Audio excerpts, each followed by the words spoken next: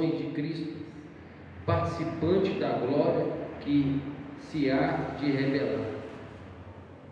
Apacentai o rebanho de Deus,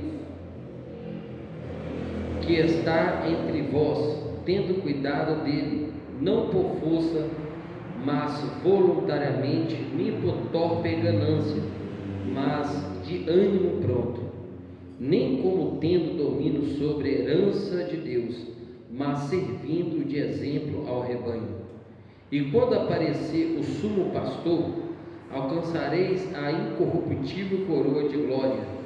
Semelhantemente, vós jovens, sede sujeitos aos anciãos, e sede todos sujeitos uns aos outros. Revesti vós de humildade, porque Deus resiste ao soberbo, mas dá graça aos humildes. Fala assim comigo, Senhor Jesus. Está aqui a tua palavra. Fala comigo. Pode assentar, desocupando as mãos e glorificando o Rei da Glória, com bastante palma e glória a Deus. Aleluia. Queridos irmãos, a gente olhando para o livro de 1 Pedro, a gente vai entender que esse homem que escreveu essa epístola era um homem que Deus chamou ele na pescaria. Cada pessoa que está aqui, Deus chamou ele de uma forma diferente. Talvez alguém aqui jogava futebol, talvez alguém jogava baralho, jogava sinuca, talvez alguém aqui estava na prostituição, no adultério, talvez alguém aqui fez algo que desagradava aos olhos do Senhor. E às vezes tem pessoa aqui também que às vezes não fez nada de errado, mas ainda não levantou a mão e não tinha aceitado Jesus, mas está aqui compartilhando a mesma fé, o mesmo amor, o amor fraternal de amor com o irmão, com o irmão. Isso é o mais importante. E a Bíblia vai dizer que Jesus, quando ele sai no seu ministério terreno, a Bíblia vai dizer que ele vai ser batizado por seu primo João Batista. Ele é emergido das águas, deixando exemplo para mim e para você, que toda pessoa que professa a mesma fé, que adora o mesmo Deus, que serve ao Senhor, que fez os céus e a terra, ele tem que ser batizado nas águas, porque a água, meus irmãos, ela tem três sentidos. O pastor que está batizando, assim como um presbítero está batizando alguém, como um diácono, ele também tem três funções, porque a água, meus irmãos, fala de morte, porque quando a pessoa ela é emergida das águas, ela está morrendo para o mundo, e quando ela sobe das águas, ela está vivendo com Cristo. Todos os pecados é jogado no lago do esquecimento. E o pastor, ele tem três funções. Ele tem a função, glória a Deus, de parteiro, e ele tem a função também, meus irmãos, de uma pessoa que trabalha para fazer a obra de Deus, dando prosseguidade naquilo que Deus deixou nos seus mandamentos. Por que parteiro? Porque quando ele está levando a pessoa às águas e está trazendo de volta, ele está, meus irmãos, sepultando uma pessoa. E quando a pessoa está voltando, a pessoa está vindo uma nova criatura, está nascendo de novo, tudo ali é novo para a pessoa. Tudo, meus irmãos, é diferente na vida das pessoas.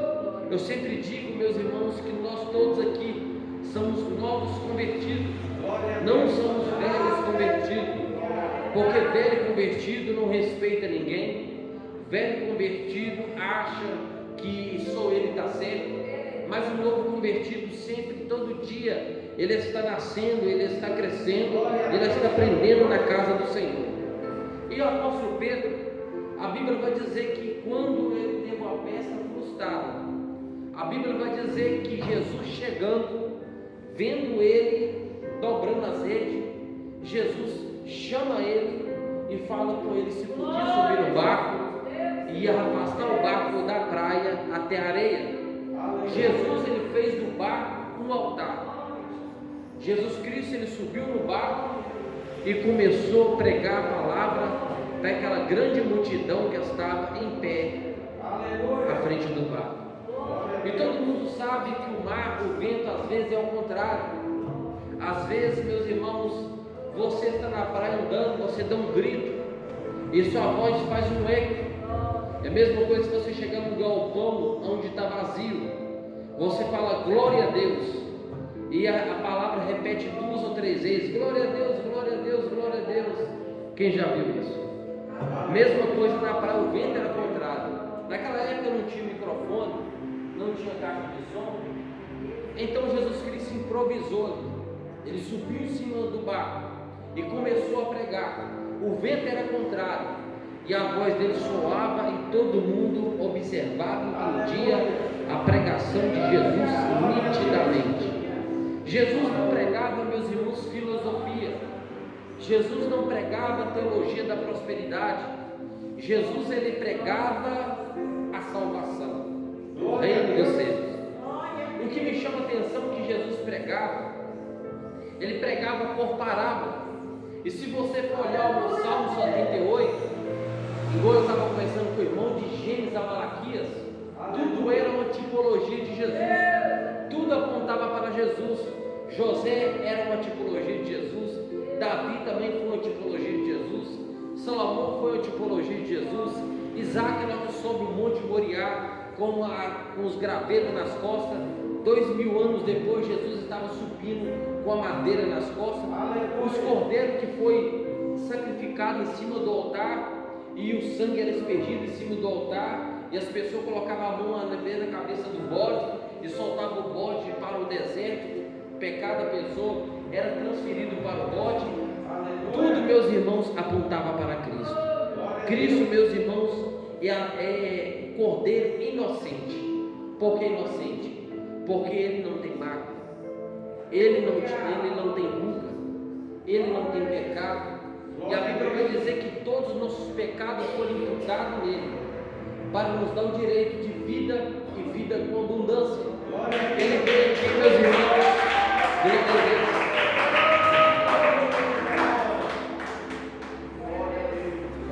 ele veio aqui com um objetivo, para livrar nós da condenação eterna. Se você for olhar o livro que é mais citado nos 4 evangelhos, Mateus, Marcos, Lucas e João, o livro do profeta Isaías. Por isso que o profeta Isaías era considerado o profeta messiânico. E a Bíblia vai dizer que quando o seu primo morre, o rei Uzias, ele entra no mesmo tempo que o seu primo entrou com o incensário na mão, que não cabia a ele, cabia a sacerdote, e ele era da linhagem de Davi, não podia acender incenso, que na época, meus irmãos, antes de Abraão, as pessoas que levantavam incenso, oferecia o cordeiro em cima do altar, porque na época não tinha lei. A lei veio justamente lá em cima no Monte Sinai, quando Deus deu o mandamento e as 613 leis para Moisés. E a graça nos foi entregue, meus irmãos, o favor imerecido lá na cruz do Calvário. Por isso o apóstolo Paulo vai dizer: esquecemos da lei e morremos para aquilo que estava retido, não andando na velhice da letra, mas andando em novidade de espírito, porque a letra mata, mas o espírito vivifica. Glória a Deus. Então a gente vai observar, meus irmãos, que o profeta messiânico, quando ele entra no templo, ele fala que é um pecador, que fala que morava no meio de um povo de impuro lábio. A Bíblia vai dizer que o serafim tinha 6 asas, pegou uma tenaz, uma espécie de uma turquesa, pegou a brasa viva em cima do altar com a tenaz, colocou até na boca dele e todo o seu pecado foi purificado. Dali se ouviu uma voz que dizia: quem enviarei e quem há de ir por mim? Tudo aquilo, meus irmãos, é uma tipologia apontando para Cristo. Imagina, meus irmãos, Cristo lá no céu dizendo: Pai, não destrói eles, porque eu vou descer lá embaixo, eu vou saber o que passa na cabeça deles, eu vou ver o que ele está passando, por que ele pensa assim, por que ela pensa desse jeito. E a Bíblia vai dizer que ninguém pega Deus de surpresa, porque na ótica humana, Jesus morreu há 2000 anos atrás, mas na ótica divina, o Cordeiro já foi morto antes da fundação do mundo. Ele já foi preparado antes da fundação do mundo. Tem pessoa que fala assim: por que Deus então fez o querubim, que era ungido, que era um anjo de luz, que andava, né? E quando ele andava, parecia que estava tocando flauta, cíparo, harpa, era beleza, né? Em majestade, e os anjos tudo, né, olhava para ele, via a beleza dele. Porque Deus fez ele sabendo que ele ia rebeliar. Meus irmãos, ninguém entende o que Deus, aleluia, há de fazer. Deus, ele deixou dois caminhos bem claros para nós: o caminho ruim e o caminho mau. Mas ele falou lá no jardim para ele: não coma desse fruto. Mas Satanás já tinha sido expulso, que era o anjo de luz, que a gente também vai ver uma tipologia do rei de Tiro, que está escrito em Isaías capítulo 14, Ezequiel capítulo 37, falando do inimigo do povo de Israel, simbolizando Satanás, que é inimigo do povo de Deus. Quem foi Satanás? Como subir o alvo?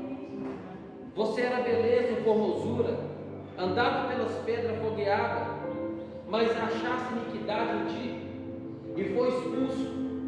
Por quê? Porque ele queria subir mais alto do que Deus. E Deus jamais, meus irmãos, dividirá a glória dele com ninguém. A glória dele é única, é somente dele. A Bíblia vai dizer que Deus abate o soberbo, mas dá graça aos humildes. Todo mundo aqui é humilde, porque a humildade, meus irmãos, às vezes a pessoa pensa que é no vestir, não é. Às vezes a pessoa acha que humildade é no alimentar, não é. A humildade é do coração. Você pode vestir bonita, você pode vestir bonito, nós podemos andar de carro zero, nós podemos andar de carro velho, e isso não tem nada a ver com humildade. Humildade, ela é de dentro para fora. Tem pessoa que confunde: aquela irmã é metida, aquele irmão é metido, só anda nos panos, vamos assim dizer uma palavra, né, que eles falam aí fora, só anda nos panos. Aquela irmã, todo dia ela usa um tamanco diferente. Aquela irmã é metida, passa, não dá parte do Senhor para ninguém. Você não sabe o jeito da irmã, você não sabe o que ela passou. Nós não sabemos o que aconteceu com a irmã. Às vezes ela passou uma luta tão grande do dia a dia que ela está passando, às vezes com sua família, né, na empresa onde trabalha, e a gente não sabe o que está passando na vida de ninguém. Por isso que a gente não pode julgar precipitadamente. A gente tem que entender, meus irmãos, cada um. E a Bíblia vai dizer, meus irmãos, que Cristo, ele vai pregando por parábola. E quando ele vai pregando por parábola, parábola narrativa alegórica, que transmite uma mensagem direta. Aquelas pessoas, meus irmãos, que não compreendiam direito, que era leigo, que não entendia Jesus, ele fazia uma parábola. Se a pessoa era da roça, Jesus falava a parábola da semente, para as pessoas entenderem. Se a pessoa era fazendeiro, Jesus ele explicava, meus irmãos, como era na fazenda. Se uma pessoa tinha muito dinheiro, um banqueiro, Jesus falava sobre as dracmas, falava sobre os talentos, tudo, meus irmãos, por parábola. Por isso que Salmo 78 vai dizer: abriria a boca por parábola, que os seus pais contaram desde a antiguidade.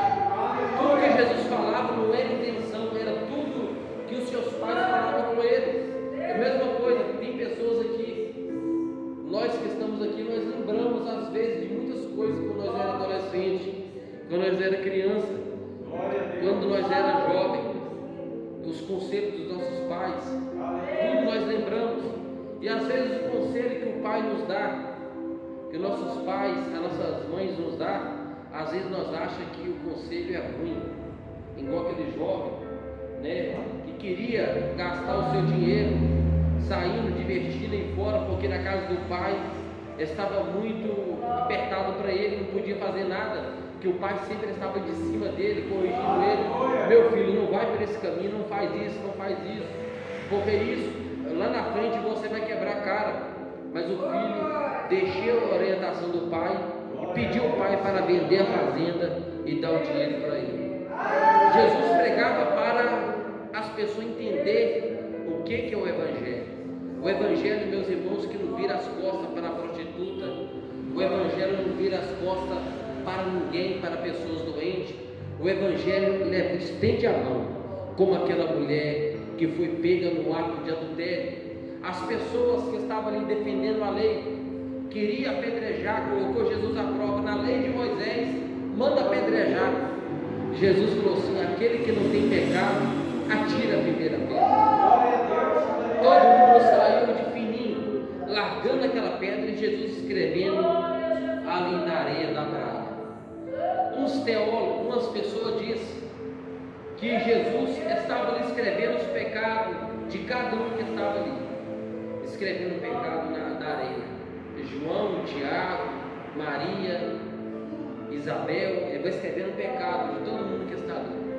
Depois Jesus vai desmancha, porque o vento também quando bate, o pecado vai embora. Assim a misericórdia do Senhor. As pessoas, meus irmãos, não querem ver ninguém crescer. As pessoas querem ver só a pessoa comida. Mas não, o Evangelho não é isso. O Evangelho é amor. E a Bíblia vai dizer que apóstolo Pedro, ele era o referencial do vilarejo onde ele morava, em Cafarnaum, onde ele tinha sua propriedade. E a pesca era o trabalho dele, ele sustentava um vilarejo através da pesca.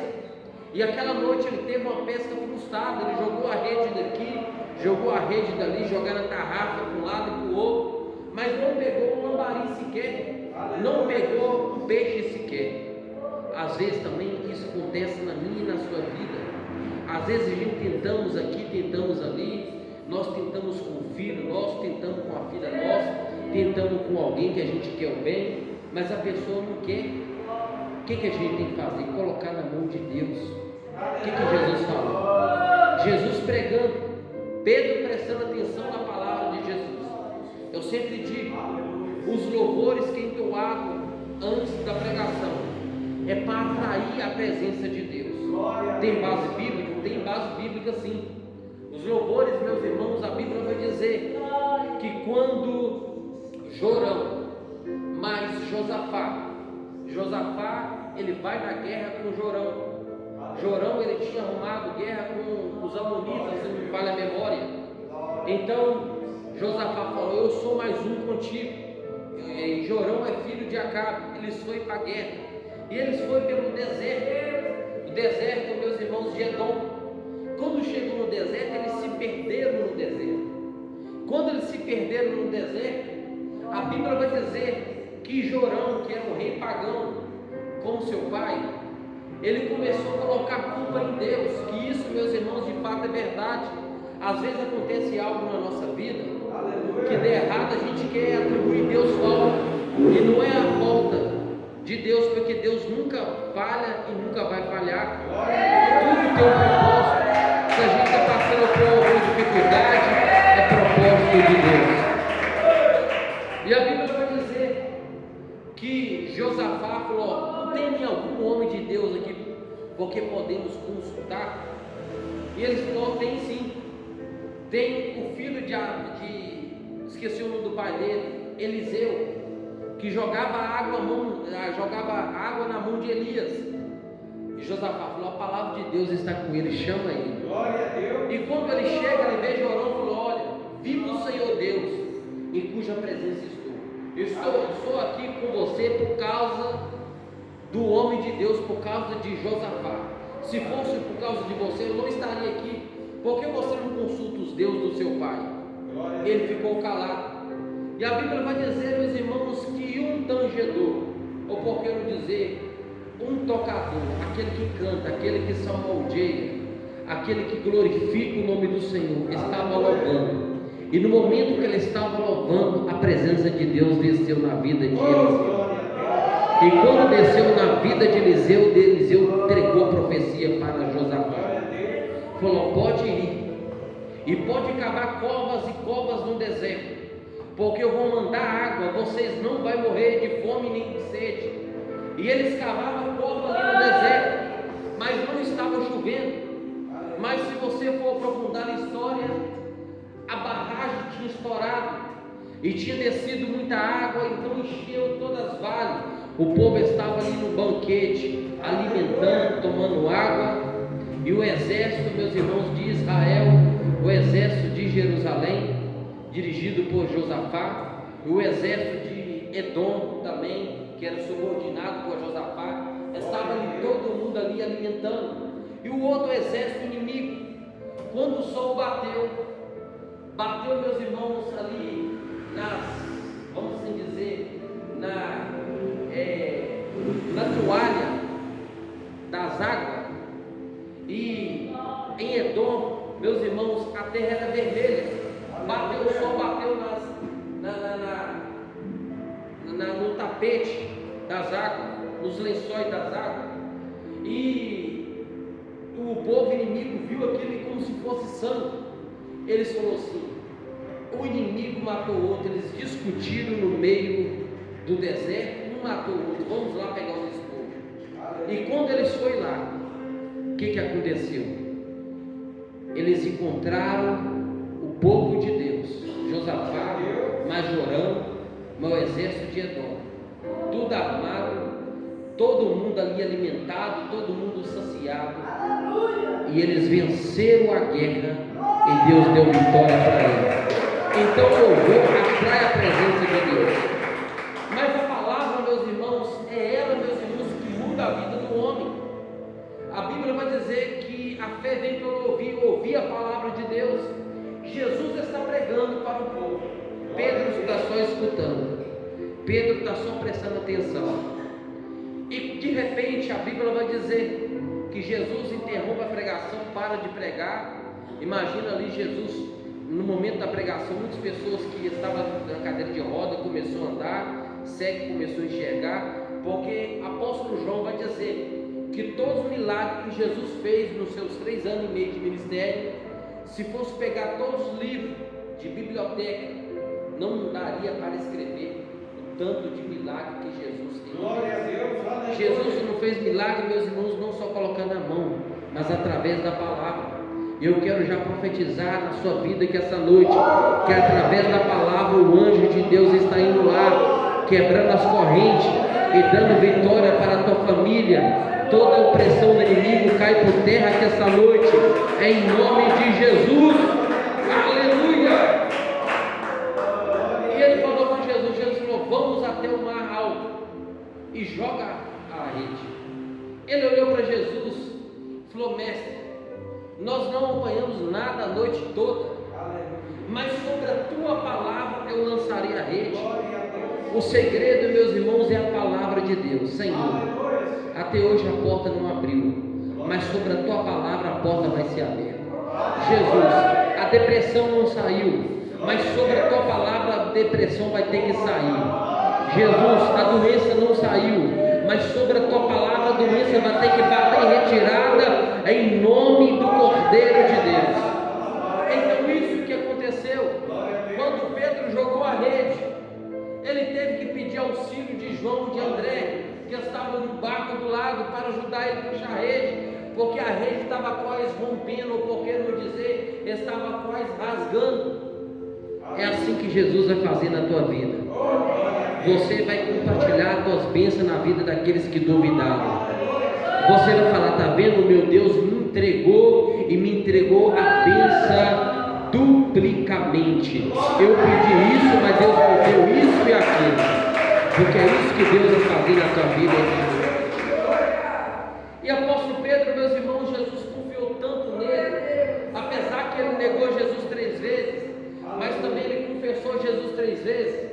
Jesus olhou para ele e falou: Pedro, você me ama? Ele falou: amo sim. Ele falou: Pedro, você me ama? Ele falou: Senhor, o Senhor sabe que eu te amo. Pedro, você me ama? Raboni ou Rabone, o Senhor sabe que eu gosto de ti. Jesus falou: então apacenta minhas ovelhas. Meus irmãos, nas epístolas, nas cartas, vai dizer que apóstolo Pedro era a coluna da igreja primitiva de Jerusalém. Tudo o que aconteceu o povo levava para ele. Então, meus irmãos, a Bíblia vai dizer que Jesus, depois que ele veio, Jesus falou assim: pode largar tudo aí. A partir de hoje, você não vai ser mais pescador de peixe, mas pescador de homem. Dali para frente, meus irmãos, ele seguiu Jesus. Demorou 3 anos e meio. Por que 3 anos e meio? Conta sobre as Páscoas. Jesus ele teve 3 Páscoas juntamente com seus discípulos. A última Páscoa, antes dele morrer, foi onde estava ele mais uns seus 12 discípulos. Então a gente conta sobre isso, sobre a Páscoa que é anualmente que acontece em Jerusalém. Então, meus irmãos, imagina agora Jesus apresentando, depois que ele morreu, ressuscitou para 500 pessoas, como diz o apóstolo Paulo. Mas só 120 cristãos estavam em Jerusalém. O próprio Jesus apresentou para 500 pessoas,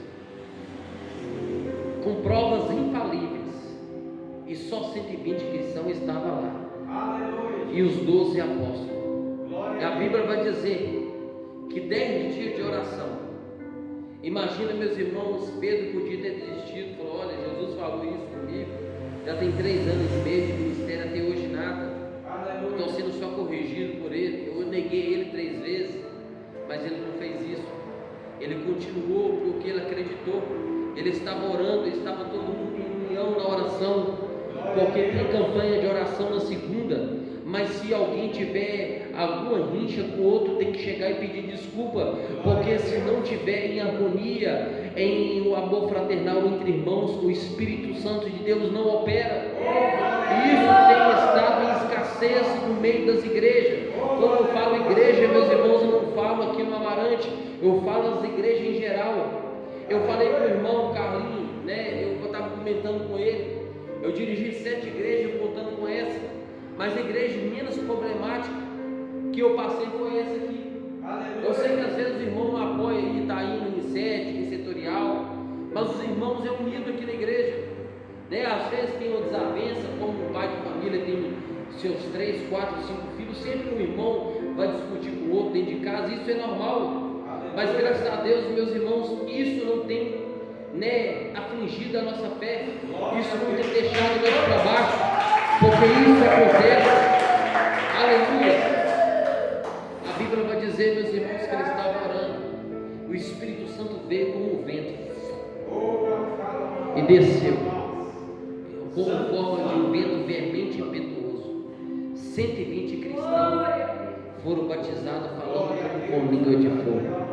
E a Bíblia vai dizer que quando o apóstolo Pedro pregava, a Bíblia vai nos contar, meus irmãos, que o lugar onde ele estava tremia. Tremia por quê? Por causa da unção do Espírito Santo sobre a vida do apóstolo Pedro. O que manda, meus irmãos, é a unção do Espírito Santo. Agora, o apóstolo Pedro já está mais velho, já está, meus irmãos, com idade avançada. Ele vai escrever a primeira, a segunda epístola de Pedro, que tem a solteria. Ele vai dar orientação aos presbíteros, ao ancião da igreja, sobre como, meus irmãos, participar da glória que há de ser revelada. Como nós vamos participar da glória a que há de ser revelada? A união, a oração, a humildade, a compreensão. Cada um aqui, meus irmãos, tem um sistema diferente. Os dedos da mão não são igual. Cada um aqui tem um jeito diferente. Se eu quiser que o irmão fique do jeito que eu quero, eu vou lutar com o irmão um ano até a volta de Jesus, mas ele não vai conseguir ficar do jeito que eu quero. Cada um tem um sistema. Cada um tem um sistema, porque, meus irmãos, as pessoas têm 4 temperamentos: fleumático, melancólico, né? Sanguíneo e fleumático. 4 tipos de temperamento que o homem tem, né? Pedro era sanguíneo, não sanguinário, sanguíneo. Sanguíneo é quando a pessoa estoura de uma hora para outra. Moisés era o quê? Moisés, meus irmãos, ele era melancólico, ele chorava, mas ao mesmo tempo também ele mudava a sua feição. A Bíblia vai dizer que ele foi o homem mais manso da Bíblia, mas quando ele desce do Monte Sinai, sendo que Deus já tinha perdoado o povo lá em cima no monte, ele desce com as pedras, ele quebra a pedra no pé do altar, e por causa dessas consequências, que ele bateu na rocha 2 vezes, em Hebreus a dizer que a rocha é a tipologia de Jesus, ele não pôde entrar na terra prometida. Ele subiu até o monte, e Deus falou: olha lá a terra que eu prometi para a sua descendência, mas você não vai entrar lá. Agora você chama o teu servo Josué, coloca a mão sobre a cabeça dele, e ele vai subir daqui para frente. É assim, meus irmãos, que acontece. Hoje eu estou aqui, amanhã tem outro pastor aqui no meu lugar. Hoje os obreiros aqui, amanhã eles podem estar em outra congregação, em outra igreja Deus é Amor. É assim, meus irmãos, a vida nossa é uma mudança. O tempo vai correndo, mas a gente não pode largar a fé. A fé é a coisa mais importante da nossa vida. Glória a Deus. E o apóstolo Pedro vai dizer: humilhai vós, pois debaixo da potente mão de Deus, para que a seu tempo vos exalte, lançando sobre ele toda a vossa ansiedade, porque ele tem cuidado de vós. Tem pessoas que às vezes não recebem bênção porque anda muito ansiosa. A ansiedade, meus irmãos, provoca aquele problema, como é que fala? A pessoa tem depressão, sabia? A ansiedade provoca depressão. A pessoa fica ansiosa demais.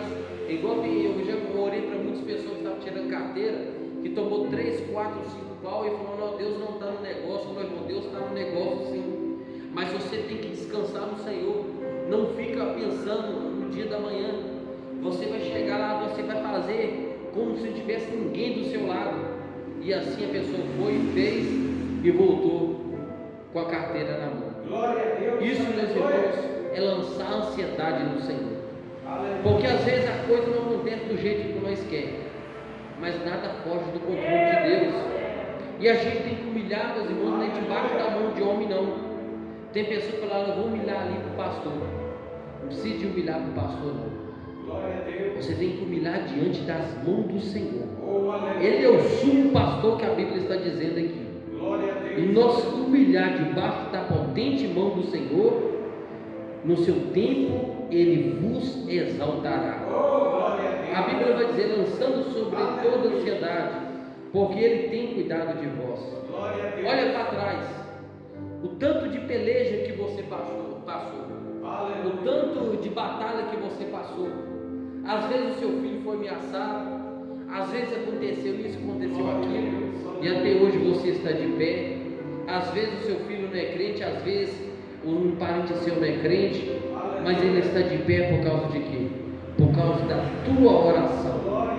A Bíblia vai dizer que o gigante Golias precisava de um homem só para lutar com ele. O certo era Saul enfrentar o gigante Golias, porque a Bíblia vai dizer que ele era maior do ombro para cima, ele subsaía diante de todo o povo de Israel, ele era o rei de Israel.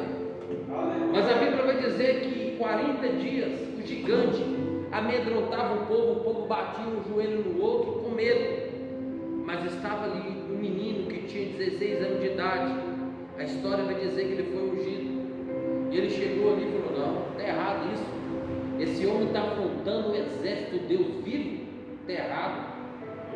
Quem é ele para afrontar o exército de Deus vivo?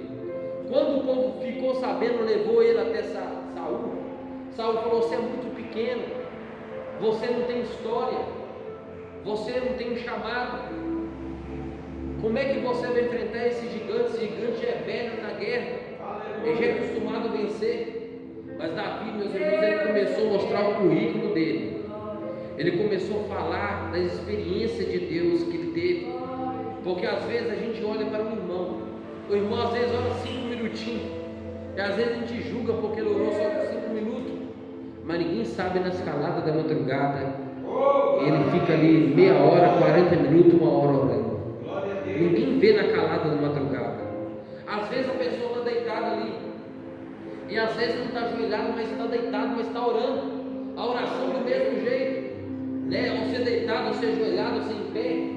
O importante é você orar. E às vezes a pessoa julga e fala: nossa, irmão, nem orar e não ora, chega na igreja, nem orar e não ora. E a gente está julgando precipitadamente. E quando Davi começou a mostrar o currículo para Saul sendo um crente desviado, ele vai falar: então você vai para a peleja, mas vou te dar as armas. Mas as armas minhas não servem você, e as armas de você não servem em mim, porque cada pessoa que tem uma arma diferente, Deus entregou um talento diferente para cada pessoa que está aqui. Pode ter certeza disso. Deus usa a irmã Vera de um jeito, Deus usa o irmão Inácio de um jeito, a irmã Doraci, o irmão Custódio. Deus usa cada um aqui de um jeito diferente. A irmã Maria, Deus usa ela de um jeito. Cada pessoa aqui Deus usa de um jeito, tem um chamado diferente. Uns cantam, uns louvam, uns dão a palavra, outros chamam a revelação, outros têm o dom da cura, outros têm o dom do amor, que às vezes está tudo bagunçado dentro de casa, ela dá uma palavra, parece que o coração da pessoa ali, meus irmãos, derrete, que a pessoa começa a ficar mansa na hora através da palavra. Cada um tem um dom diferente. Então a Bíblia vai dizer que Davi falou assim: olha, eu não preciso da sua arma, eu não consigo nem andar com ela, eu vou lá enfrentar ele. E quando ele chega no campo de batalha, ele faz uma coisa, meus irmãos, que a Bíblia vai dizer aqui, que nós temos que ter essa autoridade. Ele canta a vitória antes mesmo de enfrentar o gigante. O gigante olhou para Davi e começou a profetizar maldição. Davi também podia amaldiçoar o gigante, mas o que Davi fez? Ele começou a profetizar a vitória. Tu vens a mim. 1